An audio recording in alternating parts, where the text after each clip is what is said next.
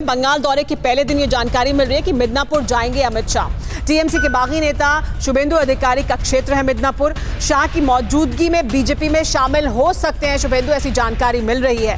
20 दिसंबर को बोलपुर में कार्यकर्ताओं से भी मिलेंगे अमित शाह, ये जानकारी मिल रही है। बीजेपी प्रमुख नड्डा पर हमले के बाद अमित शाह का ये पहला बंगाल दौरा होगा। तो बीजेपी अग्रेसिव है पश्चिम बंगाल को लेकर। अब अमित शाह जाने वाले हैं। अमित शाह जब जाएंगे तब जो जानकारी मिल रही है वो बड़ी जानकारी है, और शुभेंदु अधिकारी का टीएमसी के खेमे से बाहर निकलकर अगर वो बीजेपी में शामिल होते हैं अमित शाह की मौजूदगी में, तो ये बड़ा नुकसान होगा तृणमूल कांग्रेस का और ममता बनर्जी का। इस पर बात करेंगे, लेकिन जिस मुद्दे पर बात अभी कर रहे थे सौगत राय, उस पर जवाब देना चाहते हैं संगीत रागी। संगीत रागी, संक्षेप में जवाब दीजिए, फिर अमित शाह के इस दौरे के बारे में बात करेंगे। जी सुमायरा जी, हैरानी हो रही है कि सौगत राय जी को बांग्लादेशी पश्चिम बंगाल में आकर के घुस कर के बस गए हैं, इनको पता ही नहीं है। आखिर इन्हीं बांग्लादेशियों के लिए ममता बनर्जी आज से पहले संसद के अंदर स्पीकर को बेइज्जत करते हुए उनके पेपर फाड़ करके उनके टेबल की तरफ, कुर्सी की तरफ फेंक दिए थे। जब आज वही बांग्लादेशी जब इनके वोट बैंक बन गए हैं, तब आज ये कहना शुरू कर दिए हैं कि वहां तो बांग्लादेशी कोई है ही नहीं। वाह रे वाह! कौन सी जन्म दर का आंकड़ा होता है जहां पर 200% और 300% साल भर में 10 साल के अंदर जनसंख्या बढ़ जाती है। कोई जनसंख्या के उत्पादन का दर आप बताएंगे क्या? सर एक सवाल भी ले लीजिए, इसके साथ लेकिन एक सवाल भी है सर, एक सवाल भी है। मेरा सवाल ले लीजिए, उसको भी शामिल कर लीजिए अपने जवाब में। मेरा सवाल यह है कि क्या बीजेपी लगातार ये बांग्लादेशी हैं, रोहिंग्या हैं, इन्हें बाहर जाना चाहिए, ये मुद्दा चुनाव के लिए उठाती रहेगी? आप सीए एनआरसी की बात सिर्फ चुनावों के दौरान करते रहेंगे, उसको लेकर क्यों अब तेजी से आगे नहीं बढ़ रहे हैं? पहले तो बहुत तेजी से आप आगे बढ़े थे। अगर कोई बाहर से आया है, देश में रह रहा है, उसे देश से बाहर निकाल दीजिए, घुसपैठियों को बाहर निकालिए, या इस चुनाव में मुद्दा उठता रहेगा हमेशा?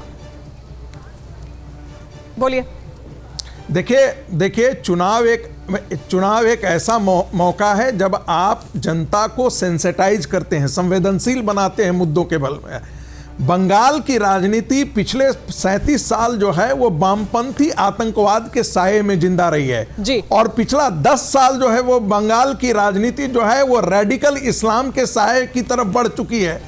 ममता बनर्जी ने पश्चिम बंगाल का रेडिकलाइजेशन कर दिया है। एकदम बोगस बात है कि मालदा और मुर्शिदाबाद में दंगे होते हैं, सड़कों पर हजारों कत्लेआम करने के लोग खड़े होते हैं और ममता बनर्जी की पुलिस चुप रहती है।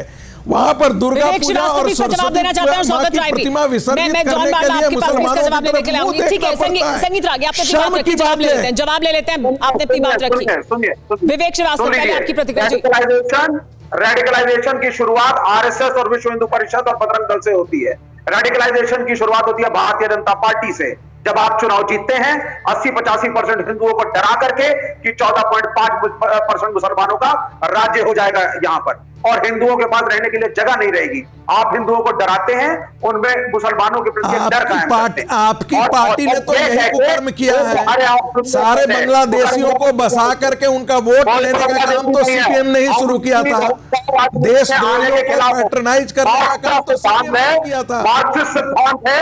विवेक श्रीवास्तव जी, देखिए ये आरोप प्रत्यारोप आप एक दूसरे पर लगाते रहेंगे, लेकिन मुद्दों पर रहिए। देखिए मुझे एक बात बताइए विवेक श्रीवास्तव, मुझे एक बात बताइए, क्या पश्चिम बंगाल में आने वाले चुनाव में ये बड़े मुद्दे होंगे, और क्या ये एक बड़ा मुद्दा होगा? क्योंकि संगीत रागी सिर्फ टीएमसी पर ही नहीं, आप पर भी आरोप लगा रहे हैं कि आपने भी लोगों को बुलाया बांग्लादेश से, उनको वोटर बना दिया। हमने कभी धर्म की राजनीति नहीं करी। इनको मार्क्सवाद का ज्ञान नहीं है, थोड़ा पढ़ के डिबेट में कि मार्क्सिस्ट क्या होता है। मार्क्सवाद कहता है टीवी राजेश्वर की रिपोर्ट पढ़ लेना। टीवी राजेश्वर की रिपोर्ट पढ़ लीजिएगा। पश्चिम बंगाल के गवर्नर ने ये रिपोर्ट दी है, किसी भारतीय जनता पार्टी ने नहीं दिया है, किसी संघ परिवार ने नहीं दिया। पश्चिम बंगाल के गवर्नर का रिपोर्ट आप देशद्रोही हैं। बंगाल का जो मानुष है, हम तो कह रहे हैं देशद्रोही लोग दूसरे को सांप्रदायिक इसलिए बोलता है कि आपकी चुनावी जमीन पर तो बीजेपी कब्जा करती जा रही है, आपके पैरों तले की जमीन तो खिसकती जा रही है। आप हैं कहां पश्चिम बंगाल में? आप उन मुद्दों को उठा पाए जिनको आप कह रहे हैं कि वो अहम मुद्दे हैं।